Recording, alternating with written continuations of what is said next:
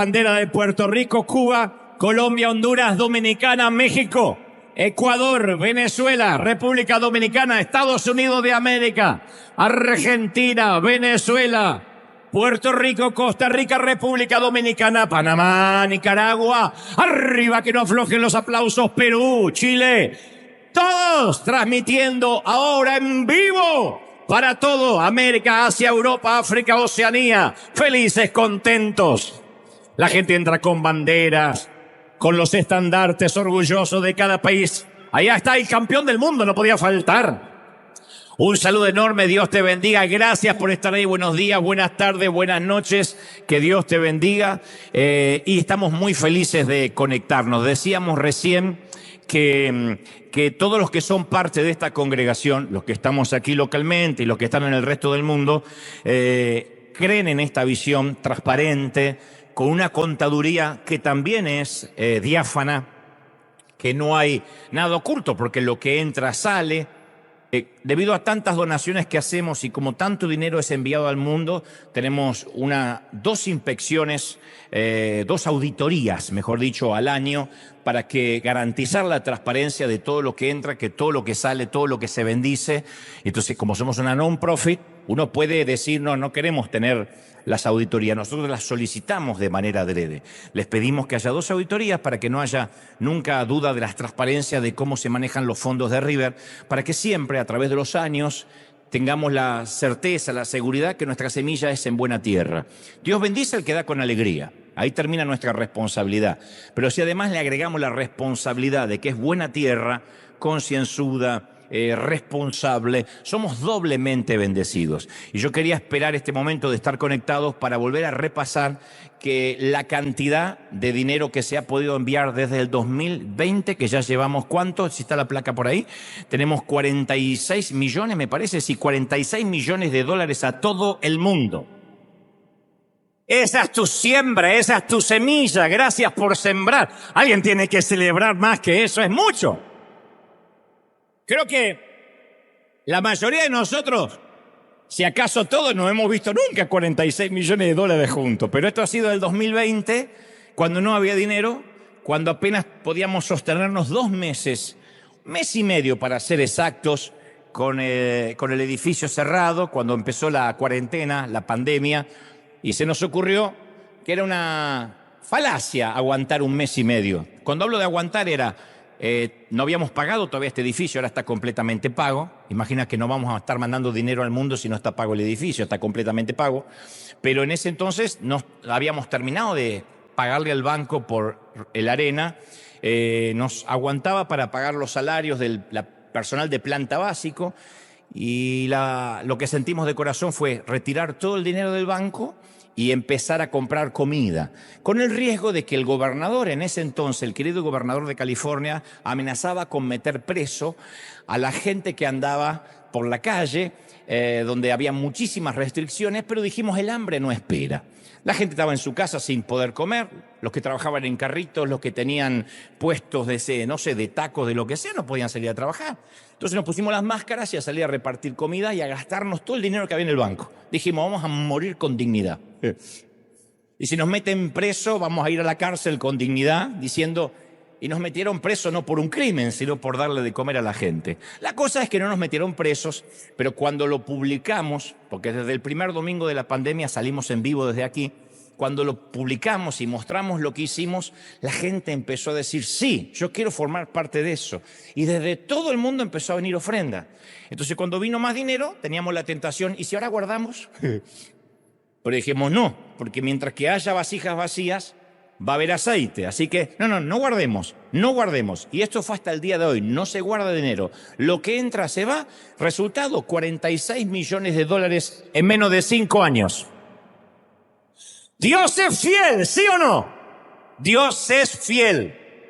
Y esa es tu semilla y lo quería compartir. Y a toda la gente, gracias por sembrar, gracias por dar. Porque sigue entrando y se sigue yendo, sigue entrando y se sigue yendo. Y nos transformamos en los graneros del mundo, en los planes de emergencia. cuando se inundó El Salvador, cuando hubo inundaciones en Venezuela, en mi Argentina, en México. Empezamos la misión en Chiapas, nuestro hogar escuela en Uganda, en la India, nuestro orfanato. Ahora este próximo jueves viaja un grupo de misioneros de aquí de River, de voluntarios, a empezar una nueva obra en África, que ya te la voy a contar, que tiene que ver con rescatar chiquitos que los tienen como esclavos desde los 2 años hasta los 5 o 6, picando piedras, no tienen dónde vivir, no tienen dónde dormir, están ahí por un platito de arroz y queremos ir rescatando chiquitos de ahí para darles una vida más digna. Y esta obra ya se empezó, te voy a mostrar imágenes en las próximas semanas y quiero que oren por nuestros misioneros que salen el jueves, regresan el próximo jueves, así que van a estar una semana en África, creo que van una 30 de personas, así que oramos por ellos y gracias, porque lo que no podemos ir físicamente, vamos con nuestra semilla y vamos con nuestra ofrenda. Gracias por esa, y con la oración, sosteniéndolo.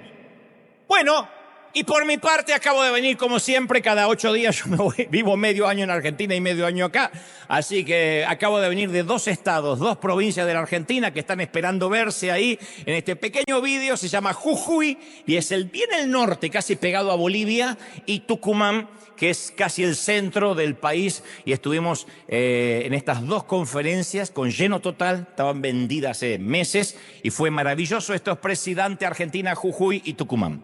Que nunca, yo llego muy justito, entonces no tengo tiempo nunca para poder atenderlo ni hacer actos oficiales, pero aún así, Tucumán, gracias a la provincia que me declaró ciudadano ilustre, tengo llaves de la ciudad, me las dan y después cambian la cerradura, seguro.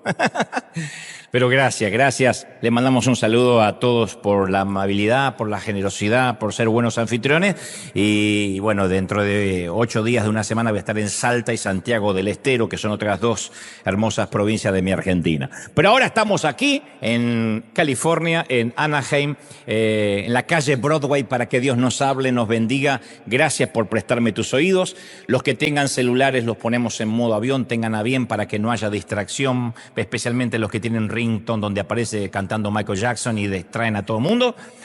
Los que tengan chiquititos y se ponen molestos, tienen el teatro familiar, la nursery para tener los bebés, de modo que ahí pueden estar con sus chiquititos. Esta es la nursery, mirar por la pantalla el servicio. Si no lo conocen, está aquí atrás. El teatro familiar, que hay una pantalla grande, como podrán ver. Los chicos juegan, retosan y ustedes ven el servicio, de manera que no se distraen y no distraemos al resto y podemos estar prestando atención a lo que Dios nos hable. ¿Estamos listos? Muy bien, voy a transmitirte entonces lo que creo Dios me dijo que te diga. En la década de los 90 se estrenó un drama romántico que lleva el título homónimo a nuestro mensaje de hoy, 2 vidas en un instante. El personaje principal es una muchacha llamada Helen, que al ser despedida de su empleo, básicamente, ¿no?, abrumada y triste, se dirige a la casa de su novio para buscar contención, y al llegar descubre que Jerry, su novio, tiene una aventura, está teniendo una aventura. Lo sorprende en la cama con otra mujer y a partir de ese momento ella toma algunas decisiones radicales. A decir verdad, es un guión bastante previsible, es una película muy similar a cualquier otra de este mismo género. La chica sufre una decepción amarga, luego encuentra su verdadero amor, primero se encuentra a sí misma, después el verdadero amor, y vive feliz para siempre. Lo que hace que 2 vidas en un instante sea singular es que la película explora 2 posibles argumentos que se derivan de un solo momento que parecería trivial e insignificante. Que Helen se suba a un tren o que no lo haga. De eso depende una o 2 historias diferentes, 2 finales distintos. Un momento después de que Helen pierde el tren, la película va 10 segundos para atrás e imagina lo que pasaría si hubiera alcanzado ese mismo tren. ¿No es cierto? A partir de ese punto se van desarrollando en paralelo 2 realidades alternas. Para ponerlo en palabras simples, en una de las realidades posibles, al perder el tren, Helen llega más tarde a la casa del novio y nunca descubre que le es infiel. Esa es una de las historias. Al llegar más tarde, al perder el tren, no descubre de que Jerry le es infiel, no lo sabe. la muchacha que estaba teniendo la aventura se va antes de que llegue ella. A partir de ese momento, la vida de la chica es lóbrega, sombría, triste, trabajando en 2 empleos a la vez, e ingenuamente ignorando que su novio la vive engañando. No se da cuenta de que esa va a ser su vida por el resto de su existencia. En la otra realidad alterna, cuando realmente ella se sube al tren, Helen llega a la casa, encuentra a Jerry en la cama con otra mujer, lo deja, se cambia el look, se corta el cabello, porque aparentemente eso hacen todas las mujeres cuando se separan. Se cambia el cabello, se corta el look, se hace lo que nunca se atrevió a hacer y se va en busca de un mejor y feliz futuro. El punto es que la película presenta una fantasía que todos alguna vez hemos soñado, la vida que pudimos haber vivido, la realidad alterna, el otro universo paralelo que pudo haber sido, lo que creímos que sería la vida y lo que resultó ser, para bien o para mal. Entonces, en algún momento de nuestra vida nos preguntamos, ¿qué hubiera sucedido si hubiera tomado una decisión diferente? Y a partir de ese interrogante, por efecto mariposa, como dicen los científicos, que el aleteo de una mariposa aquí en esta punta del mundo puede desatar un huracán en el otro polo, a partir de ese momento nuestra imaginación representa una variedad de escenarios hipotéticos. ¿Y si hubiese ido a otra universidad? ¿Y si hubiese seguido otra carrera?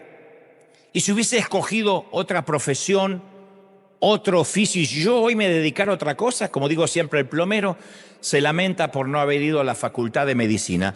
Y el médico se lamenta por no haber sido plomero, que le gustaba más que la medicina, pero lo hizo por los padres, por lo que sea. ¿Y si mis padres no se hubiesen mudado de ciudad, de país? Si yo chiquitito no hubiese tenido que seguir al núcleo familiar y no estaría hoy aquí. ¿Y si hubiese nacido en otro país? ¿Y si hubiese nacido en otro estado y mi nacionalidad fuera diferente? Entonces estas preguntas nos persiguen aún desde niños, a la hora de un postre, en un restaurante donde nos preguntamos qué hubiésemos pasado si en lugar de elegir el helado hubiésemos comido el flan, ¿no? Uno dice, ¿y si hubiese comido lo otro? Pero cuando la vida nos desilusiona, las preguntas suelen ser más serias y nacen del anhelo de una vida que no tuvimos. ¿Qué hubiese sucedido si hubiese elegido una pareja que no me engañara? Si me hubiese dado cuenta que este hombre era un potencial golpeador. ¿Qué hubiese pasado si me hubiese casado con el otro muchacho y no con este? ¿Y si ese fatídico día no hubiese perdido los estribos? Hay mucha gente que ahora está en la cárcel, no necesariamente por una vida de criminalidad, sino por 2 minutos, 3 minutos que perdieron los estribos. Gente que en el tránsito, después de un mal día, una gota rebasó el vaso, un bocinazo, un claxon de más, bajaron con un palo y le partieron la cabeza al otro conductor, 20, 30 años de cárcel, por 2, 3 minutos que pudieran rebobinar para atrás, que determinaron su futuro para siempre. Dicen, si no hubiese perdido los estribos y si hubiese, cuando cambió la luz del semáforo, arrancado y me iba, ¿por qué tuve que bajar a pelear? ¿Y si ahora estuviera casado? Preguntan otros. ¿Y si el embarazo hubiese llegado a término? Yo tendría un hijo de ¿cuánto a esta edad? ¿Qué edad tendría? ¿Y si el auto no se hubiese salido bruscamente del camino? ¿Y mi familia no estaría rota o fragmentada? ¿Y si los resultados de la prueba hubiesen sido diferentes? ¿Y si mamá o papá todavía estuvieran vivos y estuvieran aquí? Estas preguntas siempre nos llevan al persistente pensamiento si solo algo, un pequeño detalle en mi camino habría sido diferente. Mi vida, claro, habría sido radicalmente distinta. No importa si sentimos remordimiento por un fracaso pasado o soñamos con un presente diferente, pero los universos alternativos siempre nacen de la insatisfacción de nuestra vida presente. Decimos, estoy viviendo esto porque en aquel entonces no tomé esa bifurcación, no doblé la curva del camino, o seguí derecho, o sí doblé. Puede que nos persigan nuestros errores y ese pasado doloroso que a veces no podemos dejar atrás, pero todos tenemos recuerdos de los cuales no estamos orgullosos, todos. Formas de ser, incongruencias y grietas en nuestro carácter, todos. No necesariamente teníamos que haber pasado por un asesinato o golpear a alguien en la cabeza para no sentirnos orgullosos de lo que hicimos. Palabras duras, de las que quisiéramos poder retractarnos, de allí el gran remordimiento. ¿Cómo quisiera tener la juventud de los 20, pero la cabeza que tengo ahora, o no? ¿Cómo quisiera tener el cuerpo de los 30, pero la sabiduría que tengo ahora a los 60, dicen otros? Relaciones rotas que hubiésemos manejado de forma diferente, que hoy manejaríamos de manera distinta. Aprendimos a callarnos más, aprendimos a tolerar, a elegir las batallas. Cuando uno es joven quiere pelearse con todo y todos, contra todo el sistema, y uno reniega por todo, y uno se da cuenta que hay batallas que hay que elegirlas, que hay ocasiones que incluso ni vale la pena discutir con necios, porque no están interesados en nuestra opinión, solo están interesados en llevarnos la contraria, no están escuchando ni el eco de nuestra voz. Pero eso uno lo aprende con la edad. Momentos de egoísmo que hirieron a alguien profundamente y decimos, ¿cómo yo era tan egoísta? Entonces todos tenemos esos remordimientos en lo profundo del corazón que inconscientemente terminan influyendo en nuestro comportamiento presente.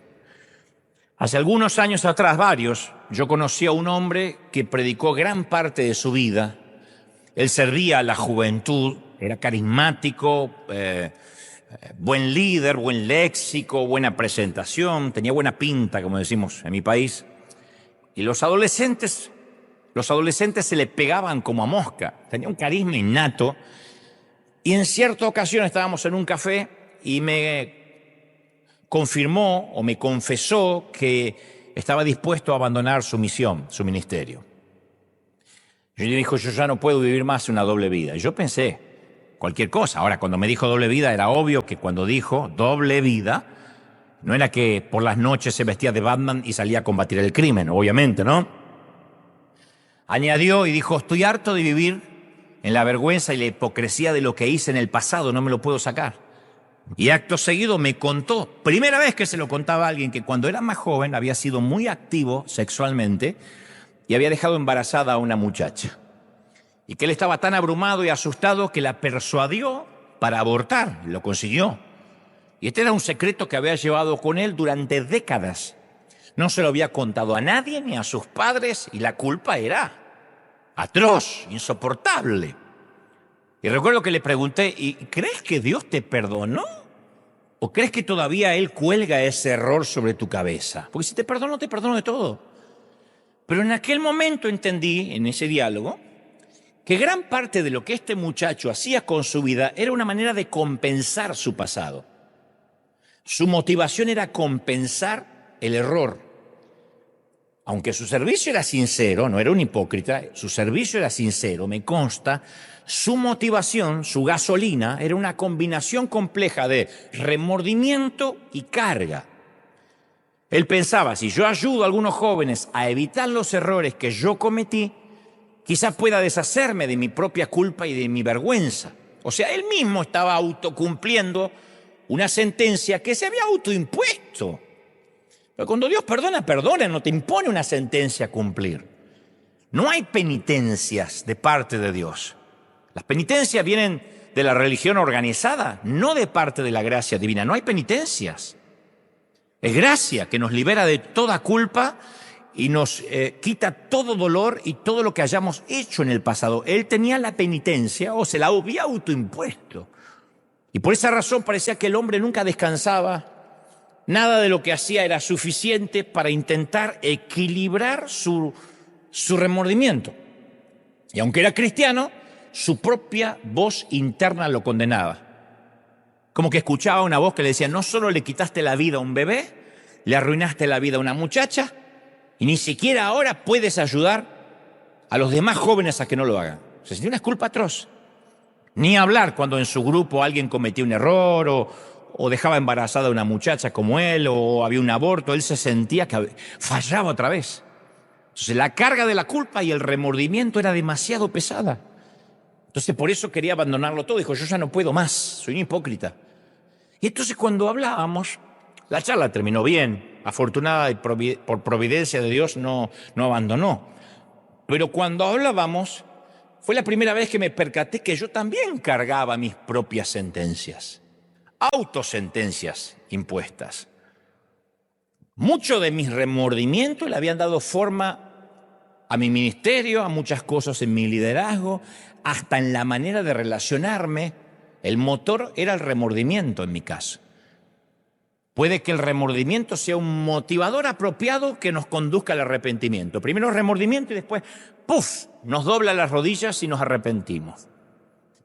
Pero el remordimiento es un pésimo motivador que nunca se sacia cuando se trata de buenas obras. Nunca equilibramos. Es como querer calmar la sed con agua salada. Cuando servimos a Dios o servimos a la gente, formamos pareja, hasta tenemos hijos por remordimiento, vamos a terminar quemados, estresados, porque nunca sabremos cuándo es suficiente. Es una culpa que nunca se paga, es una hipoteca que no se termina de pagar. Porque es un mortgage emocional, una hipoteca emocional. No hay tasa de intercambio, no hay punto de negociación que pueda calcular cuánto servicio a Dios alcanza para pagar nuestros errores. Eso es el legalismo por excelencia. El legalismo proviene de la culpa. Me siento tan culpable de lo que hice que yo tengo que pagarlo con buenas obras. Y en el medio el Señor nos dice, sí, pero tus pecados fueron perdonados. Yo te perdoné en la cruz por los pecados que hiciste, por lo que estás haciendo y por lo que ibas a hacer. Pero no lo entendemos cuando la culpa nos susurra, no. A ti la sangre no te va a limpiar. Lo que hiciste es demasiado feo y tienes que compensarlo haciendo para Dios en lugar de estando con Dios.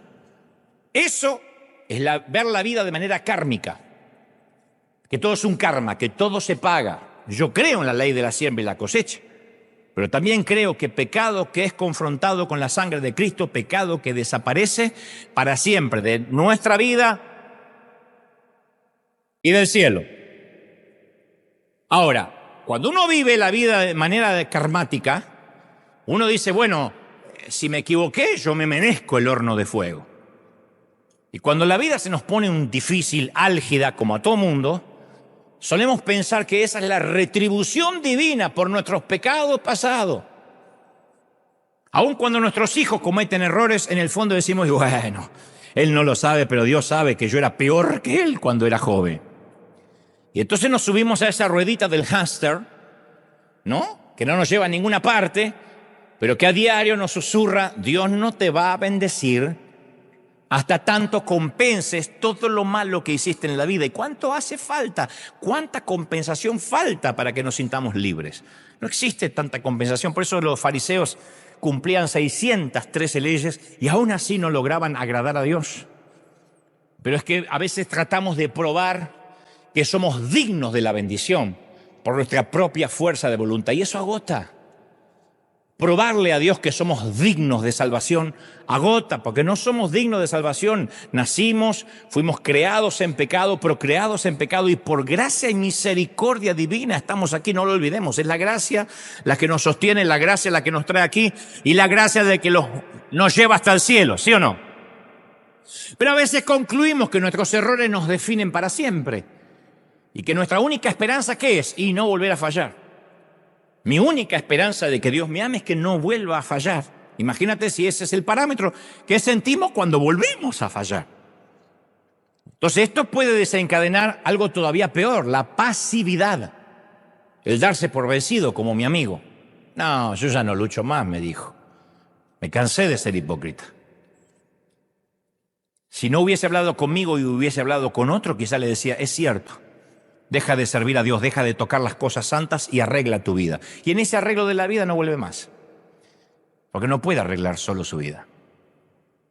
Entonces esa pasividad se ve cuando hay mamis y papis que no asumen la responsabilidad de disciplinar a sus hijos debido a sus matrimonios fracasados. Cuando hay personas que se divorcian, cargan con el divorcio una culpa. Entonces cuando le toca estar con sus hijos, la semana que les toca lo llenan de regalos, de cositas lindas, lo consienten en todo, pero por la culpa. Creen que como cometieron errores, no tienen la autoridad para enseñarle integridad a sus hijos. Dice, ¿qué le voy a decir a mis hijos si mi hijo sabe que yo fracasé?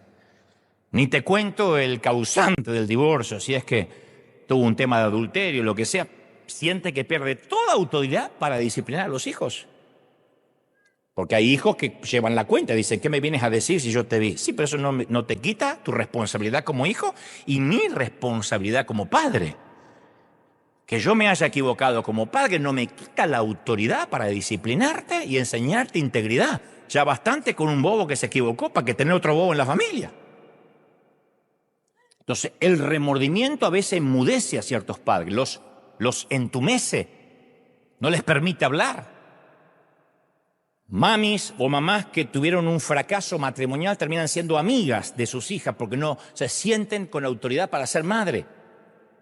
Pero yo quiero que te grabes esto para siempre. Tu propósito en Dios, mi propósito en Dios, nuestro propósito no es compensar nuestro pasado. Segunda de Corintios 5:17, Pablo dice, de modo que si alguno está en Cristo, nueva criatura es. Las cosas viejas pasaron y aquí Dios hace todas las cosas nuevas. ¿Alguien lo cree, sí o no? Las cosas viejas pasaron, no están. Esa es nuestra identidad. Salmo 103:12 dice, así como está lejos el oriente del occidente, así Dios hizo alejar de nosotros nuestros pecados y rebeliones. O sea, nuestros errores y nosotros somos antagónicos, estamos en polos opuestos. Dios se olvidó y se olvidó de que se olvidó. Por eso dice la Biblia que los arroja al fondo del océano y Dios nunca los quita de ahí. Pasa que hay hermanos con ministerio de buzo que van a buscar, pero Dios no. Un segundo tipo de remordimiento ya no es por el pasado roto, sino por un pasado que nos pareció maravilloso. Eso también trae un remordimiento. A veces ese sentimiento se disfraza de nostalgia. Y esa nostalgia es muy diferente a una palabra maravillosa hebrea que descubrí esta semana que se llama dayenu. Así como suena dayenu. Dayenu se traduce en hebreo como fue suficiente, bastó. Lo cantan los judíos cuando celebran, es una frase usada por los hebreos que significa lo mínimo que haya hecho Dios ya es suficiente para justificar nuestra gratitud. Dayenu. Dayenu es levantarse en la mañana y ver que uno puede pararse sobre sus extremidades. Dayenu. Va al baño y notar que uno puede todavía orinar solo. Dayenu. Tener la providencia, tener un café. Dayenu. Tu esposa dice, mamá, no va a venir esta Navidad. Dayenu.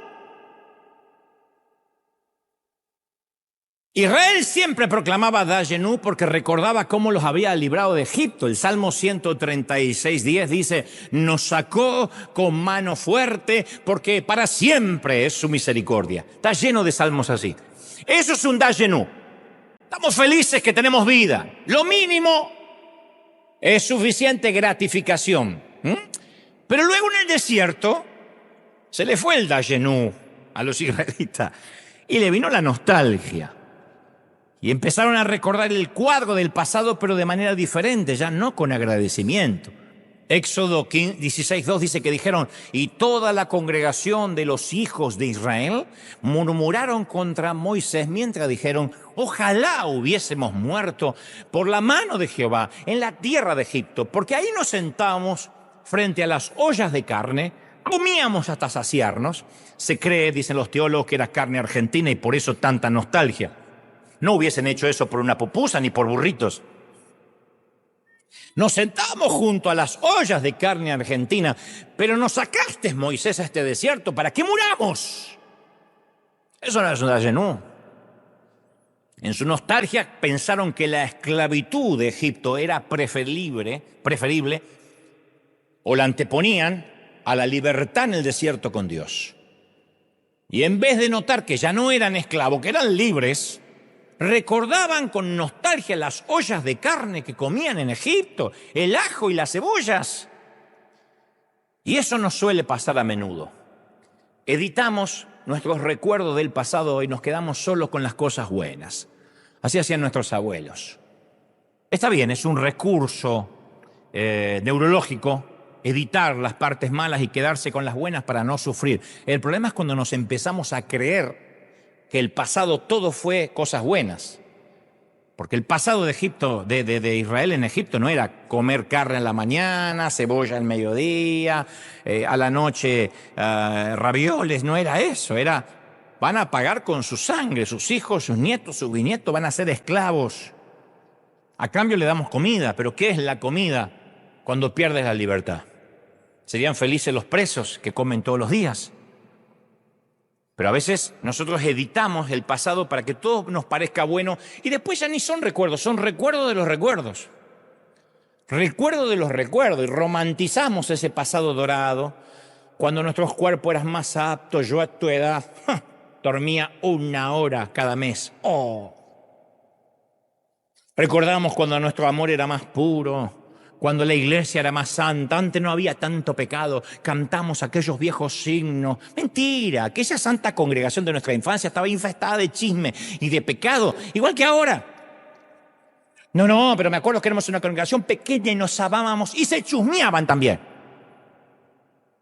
Se sabían los calzones del otro, ¿o no? Pero yo recuerdo lo que era ese tiempo. Es un recuerdo del recuerdo. Pero comenzamos a comparar nuestra vida actual con nuestras versiones nostálgicas reconstruidas y empezamos a decir, no, en mis tiempos éramos más sanos. Yo le digo a mi hijo que no se case, recién cumplió los 40, no, es un niño. Y tu hijo te dice, pero mamá, te casaste a los 19, pero éramos más maduros. Tu abuela más maduro. Tenía 19 hoy, mañana y siempre.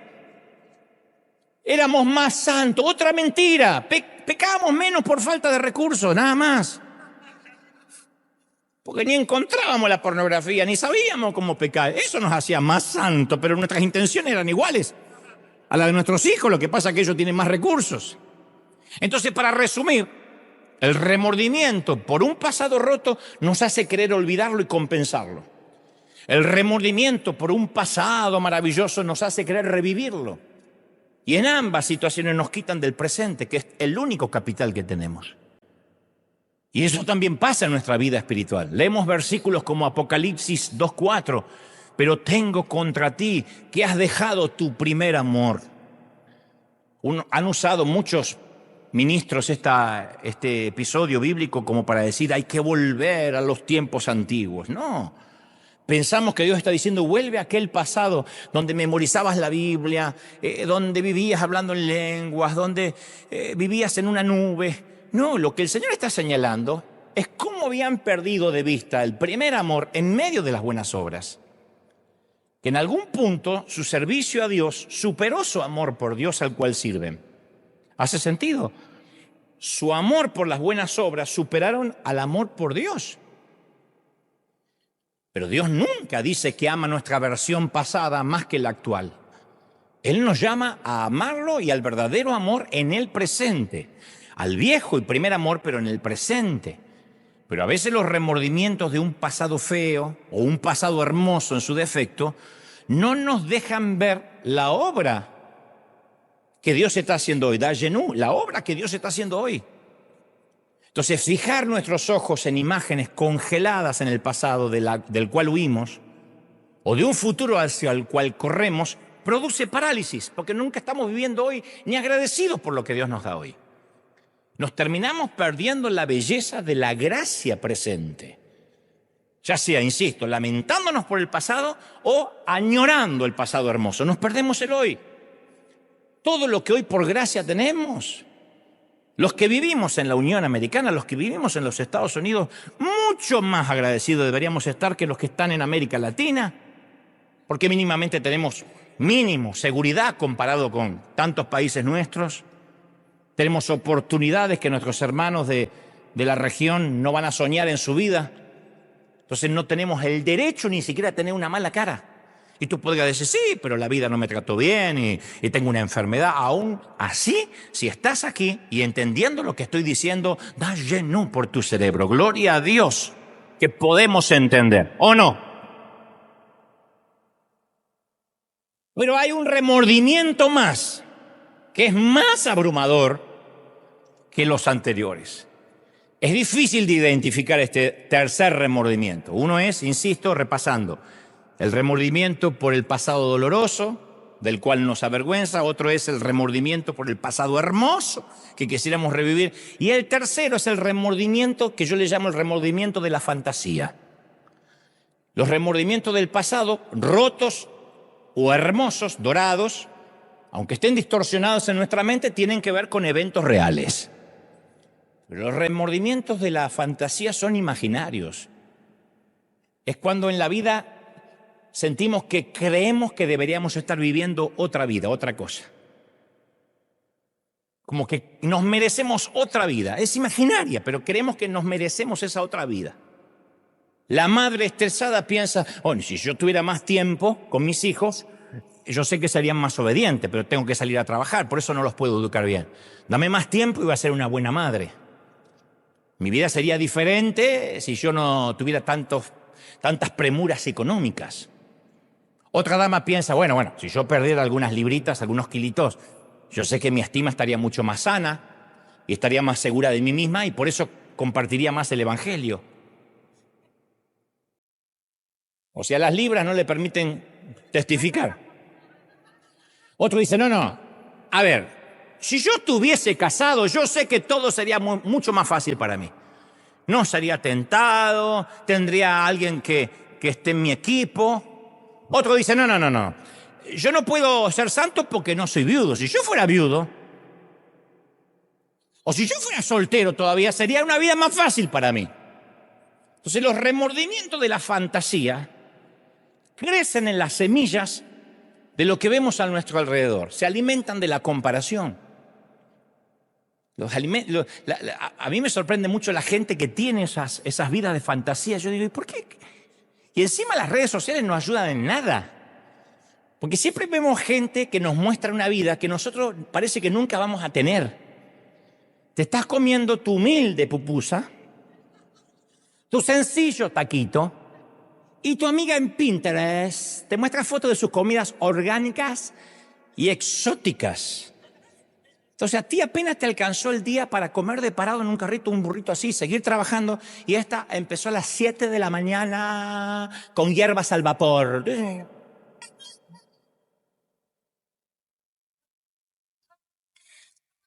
Miras a tu marido que se rasca la panza y se sienta con sus calzones rojos a ver el partido, y lo ves pasar así, dice, Señor, ¿por qué? Desvía la vista y te pones a mirar Instagram y te aparecen fotos de esa pareja perfecta paseando en la Toscana, Italia, donde su esposo tiene unos dientes como piano, es rubio. Seguro no usa esos calzones rojos espantosos. El hijo rubio de ojos azules de tu amiga se gradúa y parece un ángel. El tuyo parece un cholo que acaba de agarrar la migra. Y dices, ¿qué estoy haciendo mal en mi vida? Número uno, no te están funcionando los filtros de Instagram. Pero ahí es precisamente cuando los psicólogos dicen que emerge nuestro impostor, nuestro falso yo.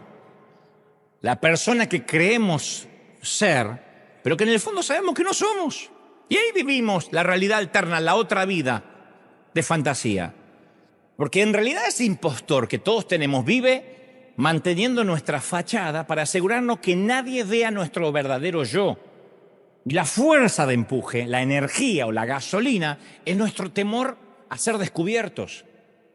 ¿Y sabés qué es lo peor de este síndrome? Porque si solo fuera vendo una fantasía, lo hacen muchos actores, lo hacen muchas estrellas de Hollywood, que venden una fantasía.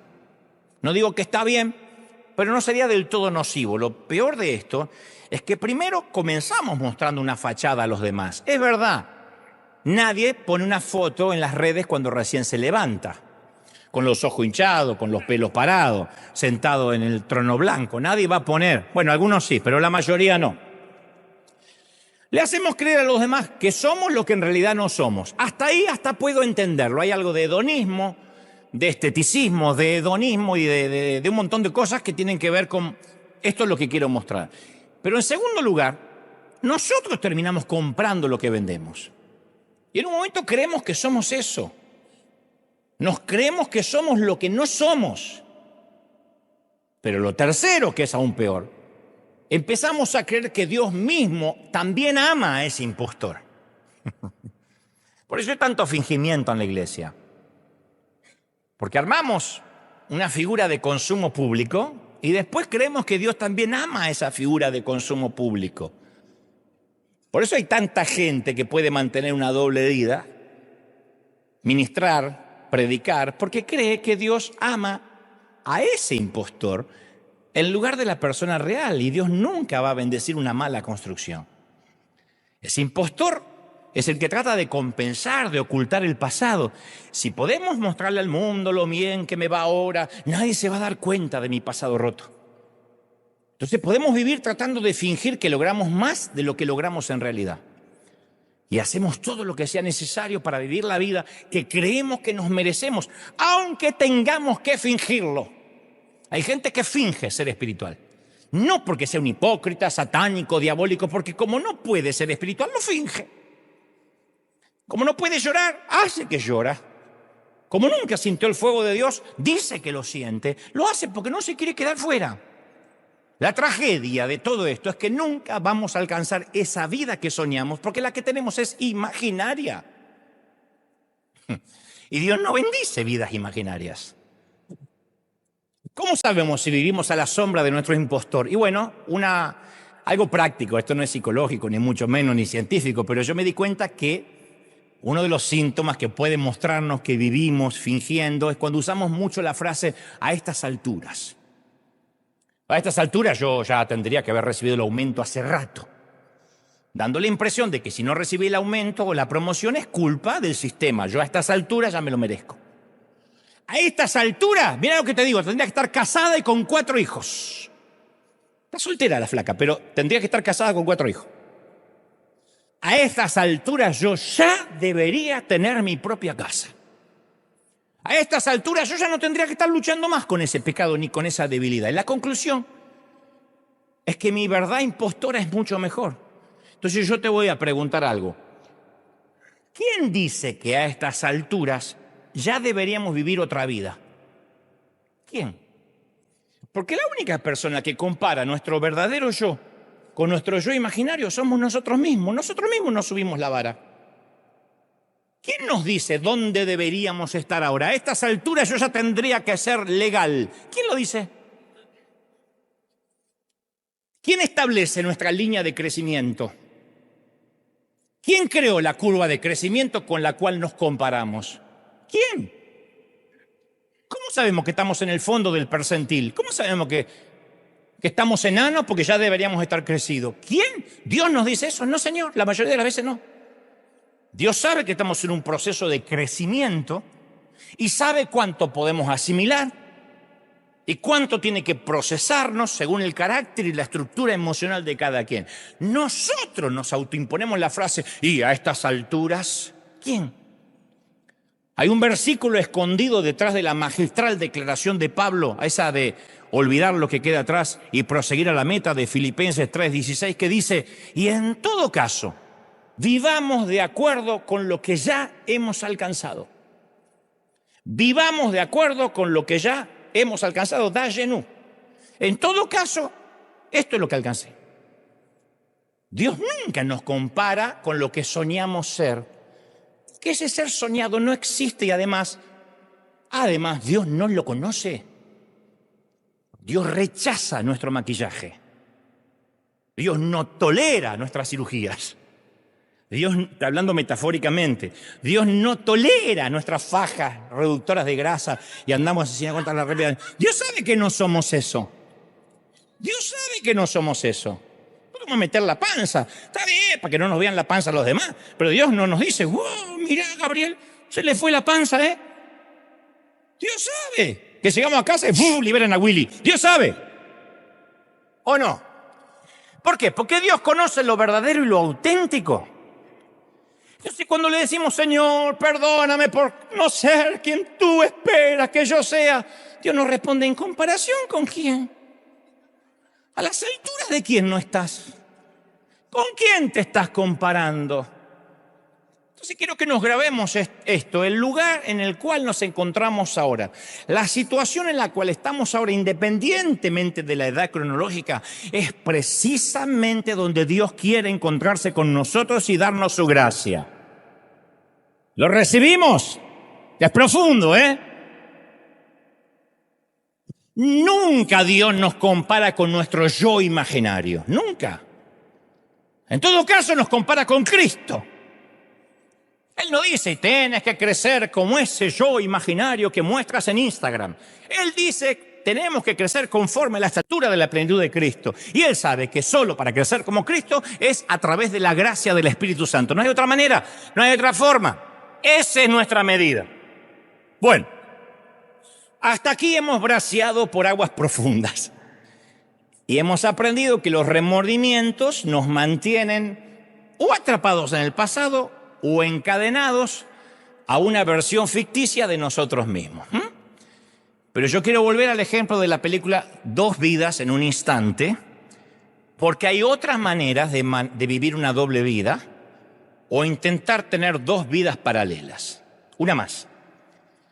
Posiblemente sea la más común y la menos también identificable. Esa otra manera de vivir un falso universo paralelo es a través de lo que conocemos como, quiero que no se pierdan un minuto, medidas de contingencia.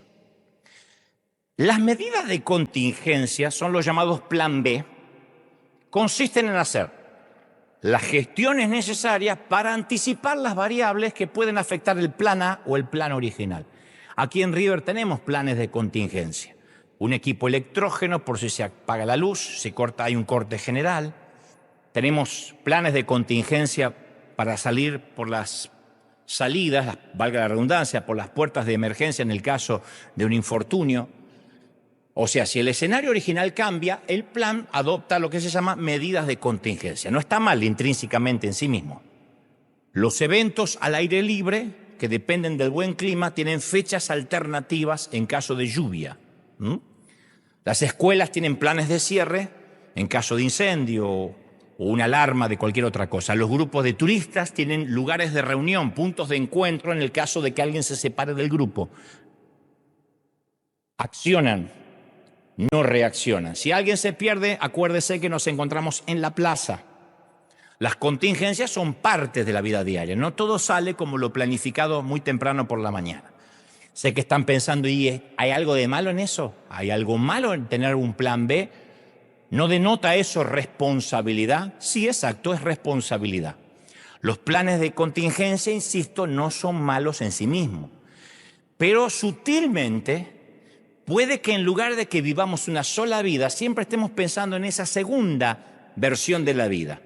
La vida que estoy viviendo y el plan de contingencia. Eso divide nuestra energía. Sirve para las puertas de salida, sirve para encontrarnos si alguien se pierde en el grupo turístico, pero no sirve para vivir cotidianamente. Sé que me están mirando diciendo, ¿a dónde vas? Déjenme avanzar. Una cosa es un plan de contingencia y otra muy distinta es querer controlarlo todo. Si esto no sale, tengo esto y tengo esto y tengo esto. En realidad estamos viviendo 4 vidas a la vez. Estar preparados es la regla de los que hacen planes de contingencia. Hasta tratan de justificarlo como responsabilidad, pero sin embargo muchos están tratando de controlar y en esencia están jugando el papel de Dios. Quieren que todo esté bajo control y nada se salga de lo que planificaron. Hay mucha gente así. No acá porque vienen al otro servicio, pero hay mucha gente así. En su sermón más famoso, Jesús en la montaña, habló de nuestra tendencia a hacer planes por si acaso. Le dijo a sus discípulos en Mateo 6:25, no se preocupen por su vida, ni que comerán, ni que beberán. No les estaba instando a no trabajen, sean vagos, vivan de los planes del gobierno. No estaba diciendo eso. Dijo, no se preocupen por lo que van a comer, ni por su cuerpo, ni cómo se vestirán. No tiene más valor la vida que la comida, el cuerpo y la ropa. Entonces, al igual que los remordimientos de fantasía, los por si acaso o por las dudas, en mi país dicen por si las moscas, también viven en un mundo imaginario. Yo conozco gente tan controladora que tienen planes de contingencia para los planes de contingencia. Y como no están dispuestos a aceptar la posibilidad de un fracaso, se aferran a los planes de contingencia, a los planes B. Y tratan de controlar sus vidas. Y lo que es peor, tratan de controlar la vida de todo el entorno que les rodea. Hay mamás controladoras, hay papás controladores, hay hijos controladores, hay suegras super ultra mega archi mega controladoras. Pero esos planes de contingencia nunca vienen solos. El resultado es una preocupación neurótica, corazones llenos de ansiedad. ¿Y si pasa esto? ¿Y si pasa lo otro? Hay gente que no puede disfrutar su vida real, no puede decir, ¡Dayenu, qué lindo que hoy estoy desayunando! Porque viven pensando en lo que podría pasar. Hay gente que hoy decidió no congregarse porque podría pasar que Trump envía sus huestes aquí. ¿Hasta cuándo no se van a congregar? ¿Hasta cuándo se van a encerrar en un baño? Son los que, por ejemplo, viajan por 2 días y se llevan 9 maletas. 2 días, 9 maletas. Y no importa qué tan grandes sean esas maletas, son del tamaño de un mamut, así. Están llenas hasta arriba, porque no lo llenan de ropa útil, lo llenan de por si acaso. Otra es una maleta por las dudas y otro por si lo llego a necesitar. Por si llego a necesitar lo que acá no necesito, por si hace falta, por qué sé yo, y no está de más. Y otra más que dice, lo que abunda no daña, y se van llevando. Van por 2 días, se llevan 5 pijamas, 2 días, 5 pijamas. ¿Qué va a ser, una cura de sueños? 5 pijamas, 14 camisetas, 9 sombreros. Viajan a Miami en verano y llevan 8 suéteres de invierno por si cambia. 3 bufandas, 4 pares de botas, 2 paraguas. Estando en la casa usan el mismo calzón toda la semana. Viajan, llevan 54 calzones para 2 días.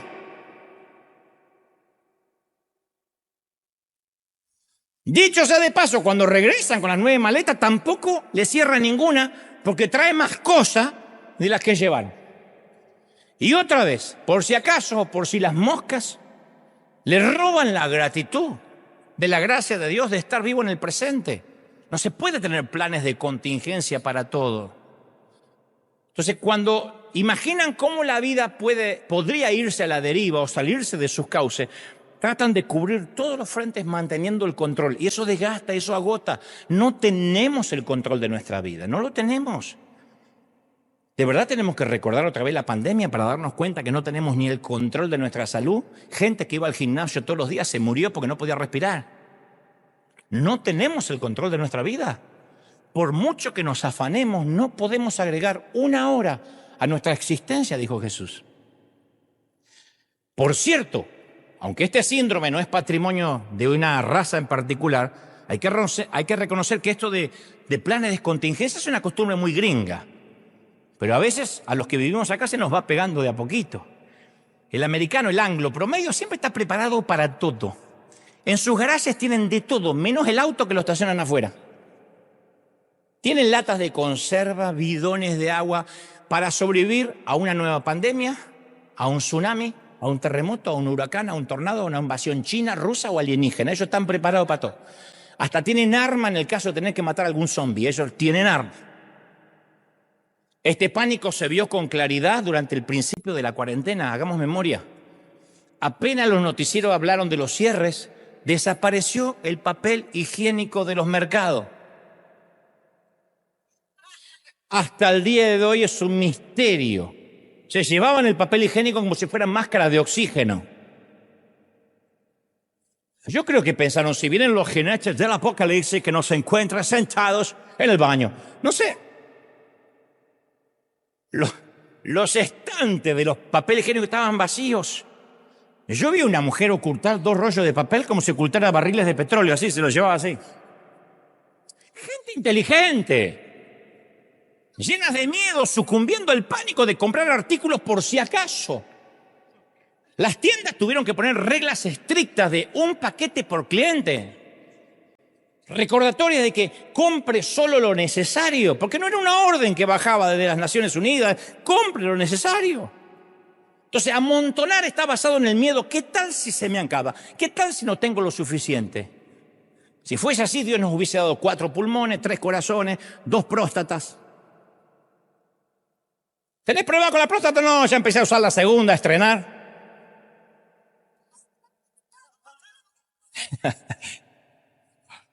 ¿O no? Dios nos dice, Dios, todo lo que tiene en nuestro cuerpo tiene una economía creativa. Dios nos entrega un cuerpo estrenado y dice, cuídalo, no tienes otro, no hay repuestos. Pero a veces cuando yo veía lo de los papel higiénicos, digo, alguien estará pensando, ¿qué tal si alguien se lleva el último rollo y me quedo con el trasero sin limpiar el resto de la pandemia? Y compramos más de lo que necesitamos. Entonces, lo que hacemos a nivel de consumidor, también lo hacemos al nivel de nuestras relaciones. Todas las relaciones traen consigo cierta inseguridad. ¿Por qué? Porque somos organismos vivos. Y a diferencia de las mascotas que podemos encerrarlas para que no se escapen, no podemos encerrar a otro humano. Entonces trae una relación imprevisibilidad que puede causar muchos qué tal sí, y entonces tratamos de controlar a quienes amamos. Eso puede traer mucha frustración y hasta asfixia tóxica. Porque intentamos mantener nuestras relaciones dentro de los confines de nuestra voluntad. ¿Qué tal si se apaga el amor? ¿Qué tal si se enamora de otra persona? Pero a pesar de nuestros intentos por controlar la vida, Dios tiene que recordarnos que ni de eso tenemos el control. La vida sucede, la vida nos pasa. Uno tiene que hacer lo mejor de sí mismo y uno no puede controlar el resto. Yo sé cómo sufren los pastores que quieren controlar la santidad de la congregación. No, tenemos que enseñar, no controlar a nadie. Yo veo a los pastores amargados, muchos de ellos empezaron como yo y hoy están amargados, con úlceras, pelados, no eran pelados, se pelaron del estrés. Y yo le digo, ¿por qué te preocupas? No, yo le digo, ¿por qué te preocupas si la iglesia no es tuya? Y me dice, pero qué liberar, así cualquiera es pastor. Y sí, cualquiera es pastor. Es simplemente enseñar la palabra de Dios, traer el menú de la cocina a la mesa. El chef es él, uno es el camarero, el cartero. ¿Por qué cargarse? Y aquella hermana, aquella tiene cara de que se está acostando con el otro. Tiene cara de acostada. ¿Qué? Uno se vuelve loco, no puede ser FBI. Por eso se enferman, porque tratan de controlar a la congregación. ¿Y a dónde va? Y que a ti te vi en las redes sociales que te fuiste a otra congregación y tú estás escuchando la alabanza de otra iglesia. ¡Y! La cantidad de pastores que le prohibían no vean a Dante Gebel porque es nocivo. ¿Sabes que la gente que decide ver lo que quiere ver en Netflix le va a preguntar al pastor qué ver en YouTube? Entonces la vida nunca permanece dentro de los parámetros de nuestros planes originales. Y tenemos que confiar en el único capaz de proteger aquello que tenemos miedo a perder, que es Dios. Él es el único que lo va a proteger, que nos lo va a cuidar. Y cuando se trata de nuestros planes de contingencia, tenemos que recordarnos las palabras de Jesús en Lucas 17:33. Todo el que procure salvar su vida la perderá. El que la pierda o el que esté dispuesto a perderla la va a salvar. Pero somos controladores por instinto. Hay padres y madres que son papás helicópteros que sobrevuelan a sus hijos. El hijo está ahí y pasa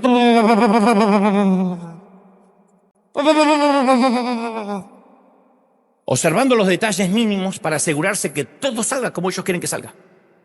Yo sé que algunos están pensando, pero yo quiero lo mejor para mis hijos. Y es verdad, las buenas intenciones no están sujetas a debate. No estoy debatiendo eso. No estoy diciendo hay malas intenciones. Estoy hablando de las actitudes tóxicas. En el afán de que nada se salga de nuestras manos, hay padres que interfieren en todo, desde las decisiones académicas hasta las laborales. No estoy hablando de chiquititos, estoy hablando de cuando ya son muchachos, muchachas. Incluso se meten padres en las decisiones amorosas, de manera que invaden continuamente su espacio que debería ser personal. Le dicen con quién tienen que salir, no te puedes enamorar de esa, no me traigas a ese muchacho a casa. Lo van a hacer igual. El no respetar el derecho a la privacidad de sus hijos son padres que suelen ser traficantes de culpa, que recurren a técnicas de manipulación para poder ejercer su dominio. Mi mamá era Putin, era una terrorista. Mi mamá tiraba bombas así, al que le cayera, le cayera. Cuando me muera, va a ser demasiado tarde, voy a estar fría, decía. Algún día me vas a tener en la tumba y te vas a tener que arrepentir. Y era traficante de culpa, mi mamá. Narco, narco, narco. No droga, culpa. Y yo te digo algo, no se puede criar a los hijos con un plan de contingencia. No hay, no resulta. Nuestros hijos, número uno, no son nuestra propiedad. Es una falacia. Mis hijos. No, mucho menos son una extensión nuestra. Son seres independientes, no son clones. Que Dios nos los presta por 18 años. Y luego ellos deciden qué hacer con sus vidas. No es que es mi hijo y como tiene 35 años, aunque sea él no sabe y yo se lo voy a decir. Y ahí cuando las suegras hacen de suegra, los suegros hacen de suegro, tenemos una ventana de 18 años para darle bases y fundamentos. Por eso digo siempre, es una oportunidad única. Después ellos decidirán qué hacer con esas bases. Los padres somos apenas como Moisés, los preparamos para una tierra que posiblemente nosotros no vamos a conocer. Entonces los preparamos para que tengan los estudios que no tenemos, los títulos que no tenemos, eso es noble. Pero querer manejarles la vida como si su vida fuera un Nintendo, un juego de Legos, un PlayStation, no se puede. Por eso pregunto, ¿cómo reaccionamos como padres cuando nuestro plan se ve amenazado? ¿Respondemos con flexibilidad o nos ajustamos? Y decimos, bueno, sí, es mi hijo, lo parimos nosotros, pero tiene su propia personalidad, o no tenías la tuya. Porque nosotros nos olvidamos que fuimos hijos. Y que nuestros padres nos decían, nada, voy a hacer mi vida, y nos pegamos nuestros propios trancazos. Y cuanto más trancazo nos pegamos, menos trancazo queremos que tengan nuestros hijos. Los padres más radicales, más exigentes, son los que fueron más vagos de jóvenes. Y tiene razón, saben en lo que el hijo se está metiendo, pasó por eso. Pero eso no va a hacer que este hijo sea perfecto porque yo ya lo pasé. Va a tener que enfrentar sus propios desafíos. ¿Cómo somos? ¿Flexibles o agarramos el timón con fuerza para mantener el rumbo original y no montamos un escándalo si no se hace a nuestra manera? De a poco nuestros hijos van a hacerlo a su manera. Tarde o temprano les va a caer la moneda de las bases, de lo que aprendieron, pero generalmente eso llega cuando la mayoría ya no está en casa, a otros les llega cuando los padres ni siquiera están vivos. Yo hoy me doy cuenta de cosas que decía mi mamá que yo le debatí toda la vida. Y ella me decía, cuando estés del otro lado del mostrador, te vas a dar cuenta. Yo pasé del otro lado del mostrador y no me di cuenta. Hasta ahora, que digo, entonces ella sufría de esta forma. Con razón no dormía hasta que yo no ponía la llave a las 2, 3 de la madrugada. Y ahí decía, recién ahí me puedo dormir. Yo le decía, yo soy grande, tengo 21 años. ¡Oh, qué grande que era! Y mamá decía, es que yo no puedo dormir. Yo decía, ¿por qué no duerme? Ahora que yo no duermo, la entiendo también. Entonces, otra manera de controlarlo todo es cuando alguien de la familia se enferma. Los que tienen un sesgo a controlar todo, hagan los planes de contingencia. ¿Qué hacen apenas alguien de la familia se enferma, ellos mismos u otro? Se tranquilizan, oran. Como ya tienen 5 hijos, dicen, no, esto es rutina, me calmo. ¿Confían en Dios y creen que todo estará bien? No, buscan Google. Y escriben, ¿qué significa que mi nene está con fiebre? Que no le baja, tiene diarrea y salpullido en la piel y la cara roja. Y el padre, y la cara roja, poné la cara roja, también la cara roja, sí, la cara roja. ¿Qué respuesta te da el motor de búsqueda? ¿Alguna vez te apareció algo? No te preocupes, madre. Es un resfriado, dale un caldo que se bañe, santo remedio. ¿Alguna vez Google te dijo eso? No, te llena de información. Porque si no estaba lo suficientemente preocupado, te terminarás de preocupar. Y te dice, observe si el niño tiene fatiga, pérdida de peso. Sí, yo lo veo más flaco. Cambios en la piel, llagas. Cambios intestinales, tos persistente, diarrea, dolor al tragar, llagas, dolor de panza. Todo indica que podría ser un cáncer terminal y le quedan 48 horas de vida. A partir de ese momento se te hace un nudo en el estómago. Y ese link tiene otro link que te lleva a otro peor, porque no mejora eso. Un artículo te lleva a otro artículo más sombrío. y te presenta todo tipo de vidas paralelas, de escenarios probables. Entonces respiras y escribes qué puede hacerle bajar la fiebre, pero que no sea cáncer. ¿Qué le está provocando la fiebre? Que no sea cáncer. Y Google piensa, ok, tenemos un controlador preocupado que quiere evitar en el cáncer, pero podemos preocuparlo con algo peor. Y Google te dice, si no te trata de cáncer, podría tratarse de cardiopatía isquémica. ¿Lo qué? Ay, bruto, cardiopatía isquémica. Un accidente cerebrovascular, una enfermedad pulmonar obstructiva, infecciones del sistema respiratorio inferior y no descarte el cáncer de tráquea y bronquios.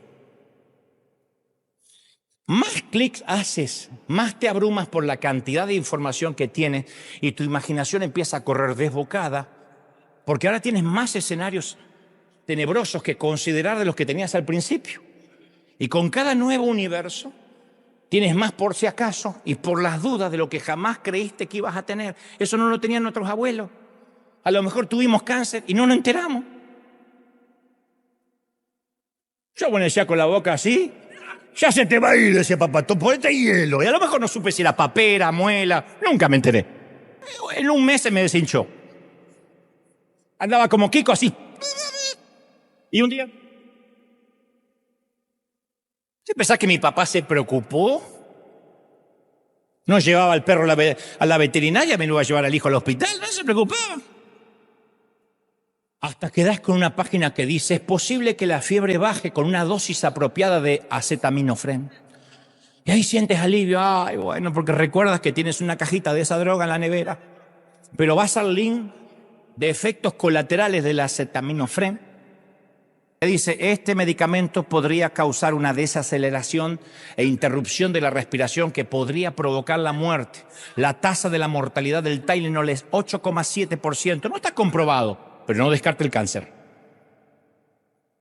Bienvenido al agujero negro de la sobreinvestigación. Y lo que comenzó una forma de buscar ayuda, para tener el control, termina controlándote a ti. Cuando el famoso ¿y qué tal si? Toma el timón, alimentándose de toda la información que le acabaste de recolectar. Ahora tienes más escenarios para preocuparte. Bienvenido al mundo real. Yo no estoy desechando la investigación. El hacer buenas preguntas, aprender todo lo que podamos. Pero hay cosas que Dios quiere que no sepamos, que confiemos en Él. Hay muchas más que no nos interesa saber. Él quiere que consideremos las opciones, pero Dios nunca renuncia a su derecho de tener la última palabra. Todo está en manos de Dios. Todo está en manos de Dios. Todo. Andan videitos de TikTok dando vuelta. Que sí, que están haciendo redadas en tal lugar, pero siempre hay un videíto de más donde aparte de esa redada agarraron a 3 y le pegaron con un palo y entonces pasó esto. La mayoría, no estoy defendiendo, no soy ni oficialista ni opositor, ni demócrata ni republicano. Lo que estoy diciendo es que la mayoría de las noticias tienden a darnos muchos escenarios. Mientras más busques, más te vas a preocupar. Pasó durante la pandemia. Que las noticias siempre decían que se moría más gente de la que se moría. Siempre. Que todo asustaba más. Había gente que nos gritaba cuando andábamos por la calle repartiendo comida. ¡No le dejen comida, que está apestado! Pobre que se muera de hambre aparte de tener COVID. No se acercaba a la gente porque había noticias a diario que decía todo lo malo que podía pasar. Eso demostró que el mundo está en un puño, así. En el puño de la información, de las comunicaciones. Mañana dicen... ¿Nos invaden los alienígenas? Y hay suicidios en masa. No, nadie piensa. Nadie ve las bajadas de las noticias, nadie se fija si la fuente es fidedigna. Porque la gente ya no lee más los periódicos. Ni el Washington Post, ni el Herald, ni CNN. La gente se informa por TikTok. Por un imbécil que como no tiene nada que hacer, sube un videito con inteligencia artificial. Ahora estaba en Argentina, todo el mundo me felicitaba porque le había puesto los puntos al Papa, porque alguien puso una inteligencia artificial, yo hablando con el Papa. Qué bien que le dijiste eso antes de morir. Nadie se puso a fijar que ese no soy yo, está más viejo.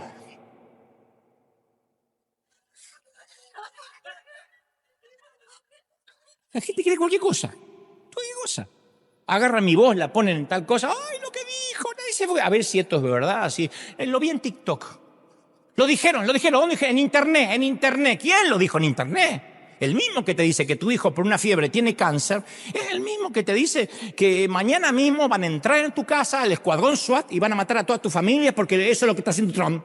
Matando. Dicen que mata. ¿Quién lo dice? Y todo eso lleva a algo más trágico. Ya no confiamos en Dios. Nuestra confianza no está puesta en la roca sólida, sino en las noticias de TikTok. Y vivimos una vida alterna. Así que para finalizar, permíteme conectar los puntos. Al igual que la película Dos vidas en un instante, no podemos estar en dos universos paralelos a la vez. El remordimiento de la vida que pudimos haber vivido o aquello que pudo haber sido no es real. Como te dije, nuestro propósito no es compensar nuestro pasado. No tenemos nada que probar, nada. Fuimos salvados por gracia. No tenemos nada ni que probarle al diablo, ya está. Tenemos un pase que nos lleva al cielo. Dios nos ama tal como fuimos y tal como somos. Nos amó antes de que pidiéramos perdón. En segundo lugar, tampoco podemos vivir con el remordimiento del pasado maravilloso. Aprendamos de los hebreos, dayenu, que significa lo que hizo Dios, me alcanza, ya está. Y en tercer lugar, aprendamos a abandonar el remordimiento de la fantasía. Nunca más digamos, a estas alturas yo, porque esa cinta métrica no es con la cual nos mide Dios. Como dijo Pablo, vivamos de acuerdo con lo que ya hemos alcanzado. Y por último, tratemos de no vivir en planes de contingencia. Vamos a dejarle el control a Dios. Responsables, sí. Pero tenemos una sola vida, no dos, no tres. No tenemos un universo paralelo o el metaverso como Marvel, que pueden aparecer 4 Spider-Man distintos en una sola película. A nosotros se nos asignó una identidad única. Y en nuestra película hay una sola única línea del relato, una sola narrativa. Los por si acaso, los qué tal si, lo que podría pasar, lo que pudo haber sido, no están en nuestra jurisdicción, están fuera de nuestro alcance. ¿Qué vamos a vivir la vida pensando que pudo haber sido? Ni te cuento cuando hay un duelo, cuando hay un accidente, la gente que vive con culpa. Si hubiese esperado 5 minutos más, no teníamos el accidente. No se puede controlar. Bienvenido a la vida real. ¿Cuánta gente se culpa porque dice yo lo retrasé? Por darle ese maldito café y quedarse 2 minutos más, yo con la esquina. Salía 1 minuto antes y el camión se iba. Encima que vas a lidiar con el duelo de la muerte, vas a lidiar que fue tu culpa. Nosotros no provocamos la vida nos va pasando. Y uno tiene que vivir confiando en Dios. Porque siempre vamos a tener culpa por algo. Se nos ría un chico y que yo lo dejé salir desabrigado. No llegamos a tiempo al hospital y es que yo estaba trabajando. Cuando yo ya le vi la fiebre, llevaba 2 horas. La culpa siempre va a estar ahí esperando ponerte más carga de lo que ya la vida te dio. Entonces, aunque todos tenemos nuestros planes, siempre tendrán imperfecciones los planes. Y van a abundar las inseguridades. Pero el plan soberano de Dios siempre se va a realizar y es cualquiera que el mejor de los nuestros. Tenemos una sola vida y es esta. Dayenu, lo que hizo Dios hasta ahora es más que suficiente y alcanza para estar agradecidos.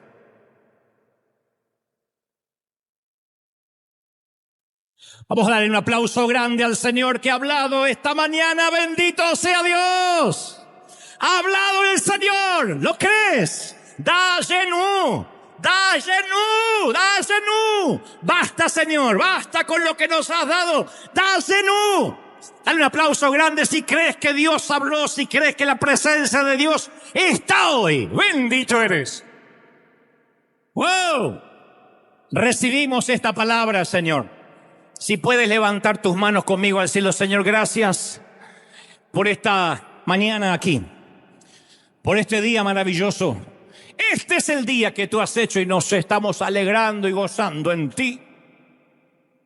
Señor, tenemos esta palabra ahora en nuestro corazón. Son tesoros en vasos de barro. Yo te ruego que cada palabra pueda proyectarse más allá de nuestra propia vida y llegue a nuestros hijos y a los hijos de nuestros hijos y nos das la dicha de la longevidad.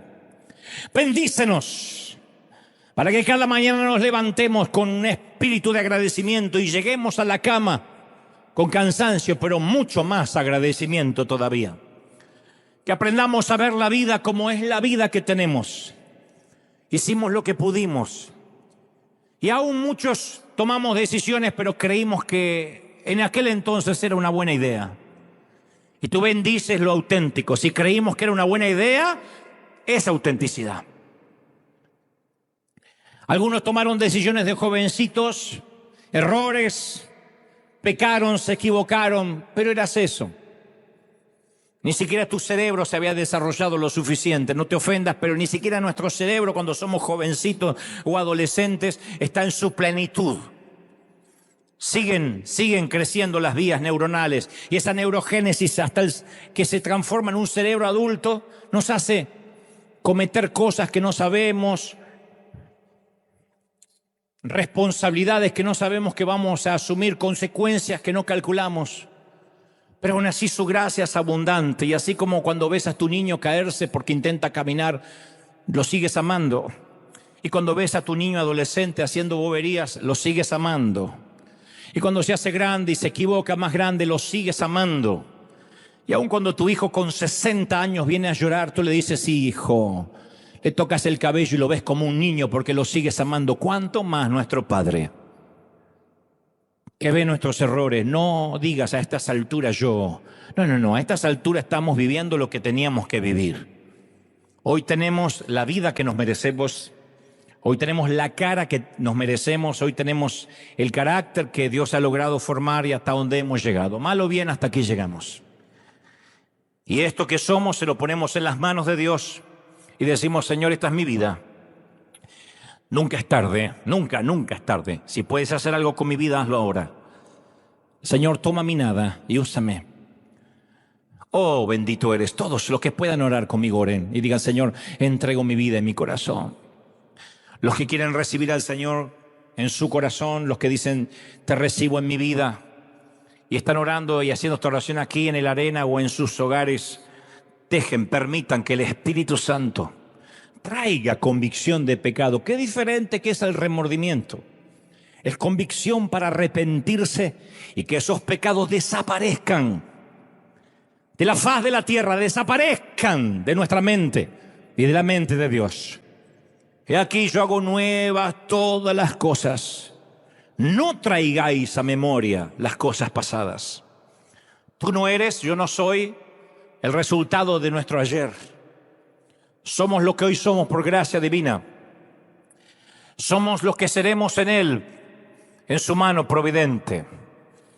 Y recibimos esta palabra hoy para cambiar nuestro paradigma, nuestra mente, nuestra forma de mirar y observar la vida. Te exaltamos, Rey de Reyes.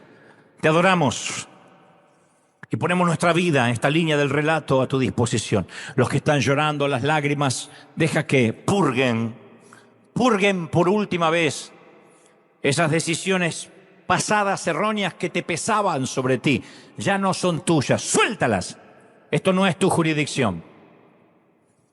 Como en las películas cuando viene cierto escuadrón policial y le dice a la policía local, esto ahora es jurisdicción del FBI. Retírense. Ahora viene el Señor y dice, ya no es tu jurisdicción el pasado, retírate. Yo me hago responsable por tus pecados. Yo pagué por ellos en la cruz del Calvario. No los traigas a memoria, abandónalos. Abandona la vida dorada que pensarías que tuvieras si tomaras otra decisión. Es la vida que Dios permitió que tomaras. Es la decisión que Dios te trajo hasta aquí. Agradece. Da genú. Gracias, Padre. Señor, he transmitido lo que creo me has dicho a tu ejército, tu pueblo.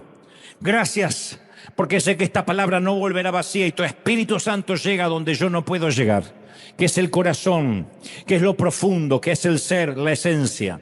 Gracias, Dios, por este día. He transmitido y he predicado otra vez lo que tú me has dicho y hemos hecho un buen equipo con el Espíritu Santo. Yo hablando al intelecto y tú hablando al corazón. Y soy libre de esta palabra. Y esta palabra ahora trae fruto y trae su recompensa y su cosecha en el corazón de cada quien. Señor, bendigo a los que estamos aquí. Los bendigo en el cuerpo, en el alma y en el espíritu. Para que el mes de junio sea un mes de reestructuración, de reinvención, de reforma y de nuevas decisiones profundas. Lo creemos, lo declaramos. Seamos prósperos, benditos en el cuerpo, en el alma y en el espíritu. Amén y amén. Gloria a Jesús. Somos bendecidos para bendecir. Buen domingo. Dios te bendiga, Dios te guarde. Hasta la semana que viene. A confiar en Dios, gente. Bendecidos.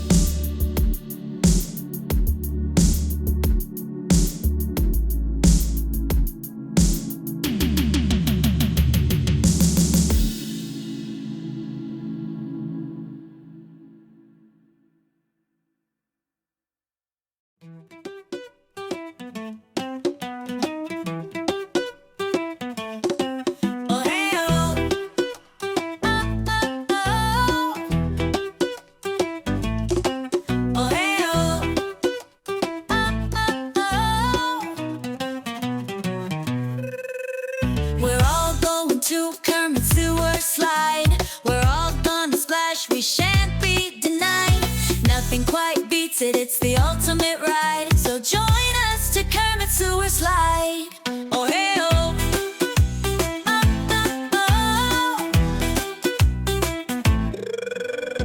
if you're feeling sad or mad at your dad, don't you fret, we got the solution for that. Grab all your friends and take a ride with us, all aboard the Kermit Sewer Slide bus. So hey oh.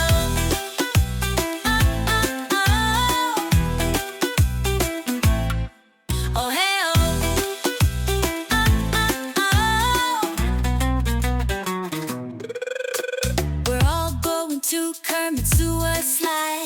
We're all gonna splash, we shan't be denied.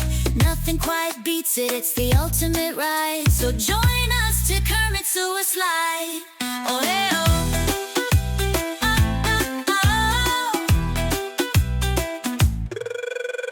Go ahead, give all your stuff away. You won't need it anymore anyway. Because once you've taken the sewer slide route, never again will you cry, will you pout. Oh, hey, oh.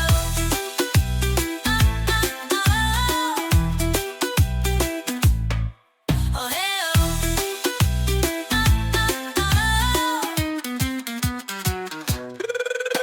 We're all going to Kermit Sewer Slide. We're all gonna splash, we shan't be denied. Nothing quite beats it, it's the ultimate ride. So join us to Kermit Sewer Slide. Oh, hey, oh. Kermit Sewer Slide, just say yes. Kermit Sewer Slide, no regrets. Kermit Sewer Slide, it's out of sight. Kermit Sewer Slide, is that a question? Heck yeah's the answer. We're all going to Kermit Sewer Slide. We're all gonna splash, we shan't be denied. Nothing quite beats it, it's the ultimate ride. So join us to Kermit Sewer Slide.